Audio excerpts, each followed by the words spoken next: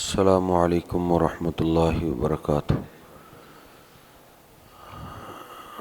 الحمد للہ حمدا کثیرا طیبا مبارکا فیہ، اللہم صلی علی محمد وعلی آل محمد صلی اللہ علیہ وسلم۔ رب اشرح لی صدری ویسر لی امری واحلل عقدۃ من لسانی یفقہوا قولی۔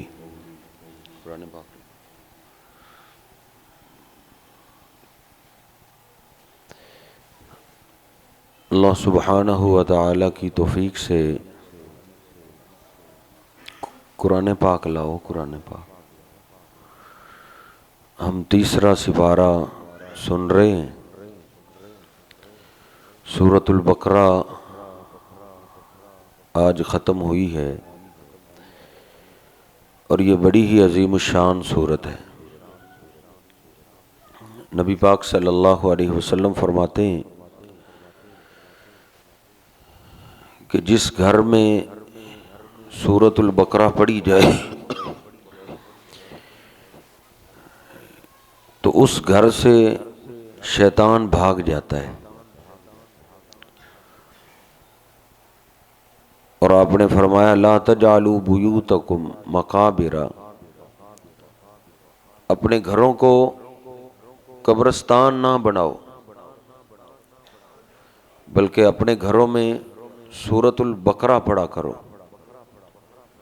یعنی معنی یہ ہے جس میں سورۃ البقرہ یا سورۃ البقرہ کا کچھ حصہ بھی جس گھر میں نہ پڑھا جائے تو وہ ایسے ہی ہے جیسے قبرستان ہوتا ہے۔ اس لیے گھر میں سورۃ البقرہ ضرور پڑھی جانی چاہیے۔ خاص طور پہ اس میں ایک آیت ہے آیت الکرسی، یہ تو ہمارے بچوں کو بھی یاد ہونی چاہیے۔ سیدنا ابو ہریرہ رضی اللہ تعالیٰ عنہ بیان کرتے ہیں رمضان کے صدقے پہ میری ڈیوٹی لگی، جو رمضان میں صدقہ اکٹھا ہوا، تو رات کو میں نے دیکھا کوئی اس میں سے چوری کر رہا ہے۔ میں نے اس کو پکڑ لیا۔ اس نے بڑی منتیں سماجتیں کی کہ میرے غریب ہوں، بچے بھوکے ہیں، چھوڑ دو، آئندہ نہیں آؤں گا۔ میں نے چھوڑ دیا، ترس کیا۔ نبی پاک صلی اللہ علیہ وسلم نے فرمایا ابو ہریرہ وہ آج پھر آئے گا، خیال کرنا۔ ویسے ہوا، کل پھر وہ سامان اٹھا رہا، میں نے اس کو پھر پکڑا، پھر وہ رونے لگا اور منتیں سماجتیں کرنے لگا، اور پھر میں نے اس کو چھوڑ ہی دیا۔ نبی پاک صلی اللہ علیہ وسلم نے فرمایا ابو ہریرہ وہ آج پھر آئے گا۔ تیسرے دن میں نے پکڑ لیا، میں نے کہا اب نہیں تجھے چھوڑنا۔ تو اس نے کہا کہ دعنی اعلمک بکلمات ینفعک اللہ بہن۔ ابو ہریرہ آج تم مجھے چھوڑ دے، میں تجھے ایک علم سکھاتا ہوں جس کا تجھے بڑا فائدہ ہوگا۔ اس کو بھی پتا تھا کہ ابو ہریرہ علم کا حریص ہے، کہتا میں تجھے علم سکھاتا ہوں، مجھے چھوڑ، اس سے تجھے فائدہ ہوگا۔ سکھا، تو کیا علم سکھاتا ہے؟ چور بھی علم سکھاتا ہے۔ اس نے کہا ابو ہریرہ اذا اویت الی فراشک فقرأ آیت الکرسی، جب تم رات کو بستر پہ آؤ نا تو آیت الکرسی پڑھ لیا کرو۔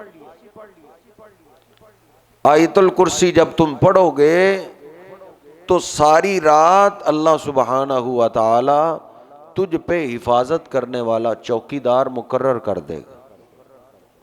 فلا یقربنک الشیطان، پھر صبح تک کوئی شیطان تیرے قریب بھی نہیں آئے گا۔ یہ ایک کام کرو، تم آیت الکرسی پڑھو۔ کہتے چلو میں نے اس کو چھوڑ دیا۔ نبی پاک صلی اللہ علیہ وسلم کو سارا واقعہ سنایا۔ آپ نے فرمایا تھا تو جھوٹا لیکن بات سچی کر گئے۔ جو آدمی آیت الکرسی پڑھ لیتا ہے صبح تک اللہ اس پہ نگران مقرر کر دیتا ہے، جو اس کے مال جان عزت کی حفاظت کرتا ہے۔ اس لیے یہ آیت الکرسی بچوں کو یاد ہونی چاہیے۔ اور خاص طور پہ سورۃ البقرہ کی آخری 2 آیات، نبی پاک صلی اللہ علیہ وسلم فرماتے ہیں معراج کی رات جب سدرۃ المنتہا پہ میں تھا 7ویں آسمانوں کے اوپر، تو ادھر مجھے 2 تحفے دیے گئے، ان میں سے سورۃ البقرہ کی آخری 2 آیات بھی مجھے دی گئی کہ یہ اللہ کی طرف سے تحفہ ہے۔ اور مسلم شریف میں حدیث پاک ہے کہ نبی پاک صلی اللہ علیہ وسلم فرماتے ہیں جبریل امین میرے پاس بیٹھے تھے، اچانک دروازہ کھلنے کی آواز آئی، جبریل امین نے اوپر دیکھا اور پھر فرمایا اللہ کے حبیب آج آسمان کا جو دروازہ کھلا ہے آج سے پہلے کبھی نہیں کھلا، پہلی دفعہ کھلا ہے، اور اس دروازے سے آج وہ فرشتہ زمین پہ آیا ہے جو آج سے پہلے کبھی نہیں آیا۔ وہ فرشتہ آپ سے ملاقات کرنا چاہتا ہے، آپ سے اجازت مانگ رہا ہے۔ نبی پاک صلی اللہ علیہ وسلم نے اجازت دی، وہ آیا، اس نے سلام عرض کیا اور اس نے کہا ابشر امتک بنورین، آپ اپنی امت کو 2 نوروں کی خوشخبری دے دیں۔ اللہ نے آپ کی امت کو وہ 2 نور عطا کیے ہیں جو آپ سے پہلے کسی کو نہیں ملے۔ وہ 2 نور کیا ہیں؟ ایک سورۃ الفاتحہ ہے اور دوسرا سورۃ البقرہ کی آخری 2 آیات ہے۔ یہ نور ہے۔ جو سورۃ الفاتحہ نماز میں پڑھتا ہے اس کی نماز روشن ہو جاتی ہے، اور جو زندگی میں کم از کم ہر روز ایک بار سورۃ البقرہ کی آخری 2 آیات سوتے وقت پڑھ لیتا ہے، اللہ اس کی زندگی میں نور پیدا کر دیتا ہے۔ نبی پاک صلی اللہ علیہ وسلم فرماتے ہیں جو سوتے وقت سورۃ البقرہ کی آخری 2 آیات پڑھتا ہے کافتاؤ، یہ 2 آیات اس کے لیے کافی ہو جاتی۔ اس لیے سورۃ البقرہ بڑی ہی عظیم سورت ہے جو خاص طور پہ آج ہم نے حصہ پڑھا ہے۔ ادھر اللہ رب العزت نے خرچ کرنے والوں کی بڑی تفصیل کے ساتھ ذکر کیا ہے۔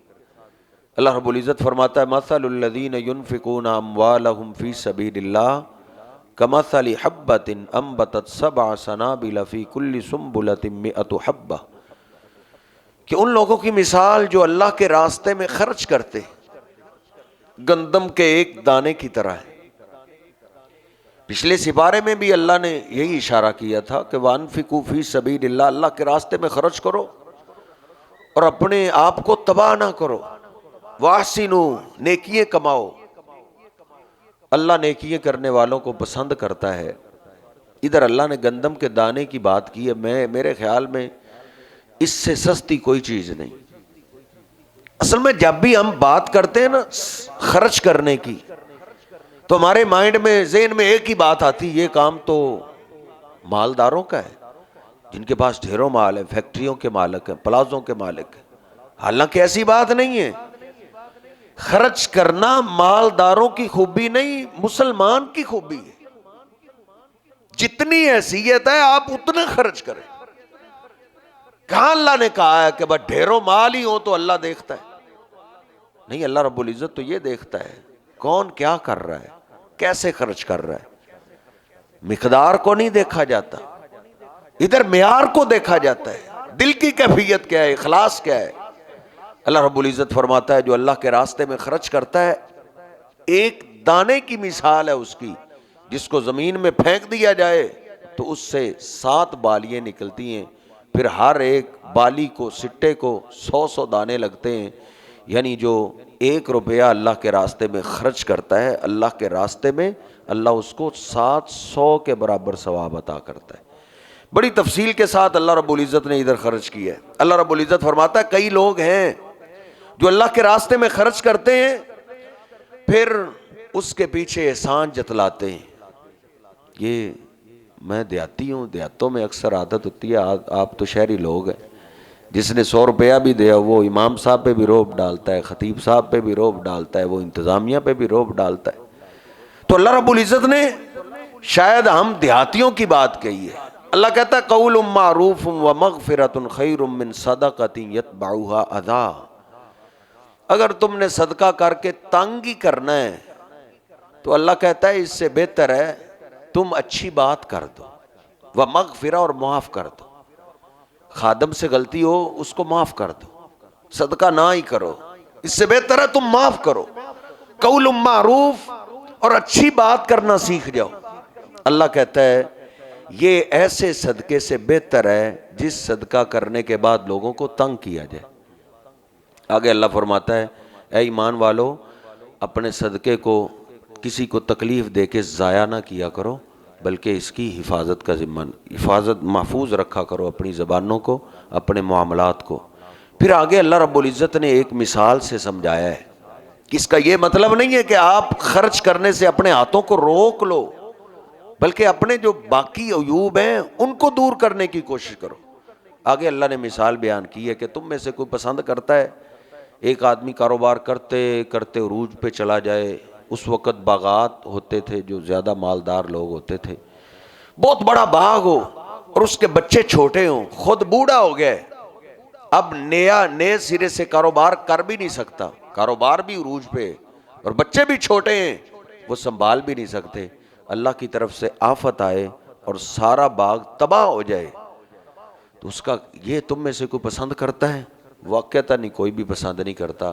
یہ مثال بیان کرنے کے بعد پھر اللہ نے کہا ہے یا ایھا الذین آمنوا انفقوا من طیبات ما کسبتم، ایمان والو جتنا تم کما رہے ہو اس میں سے کچھ نہ کچھ اللہ کے راستے میں خرچ کرو۔ پھر اللہ نے کہا ہے الشیطان یعدکم الفقر، شیطان تمہیں غربت کا وعدہ دیتا ہے، وہ کہتا ہے خرچ کرے گا تو غریب ہو جائے گا، فقیر ہو جائے گا، لیکن اللہ رب العزت کیا کہتا ہے واللہ یعدکم مغفرۃ منہ وفضلا، اللہ تم سے وعدہ کرتا ہے بخشش کا اور اللہ وعدہ کرتا ہے اپنے خاص فضل کا، اس لیے خرچ کرنے سے ہاتھ نہ روکیے۔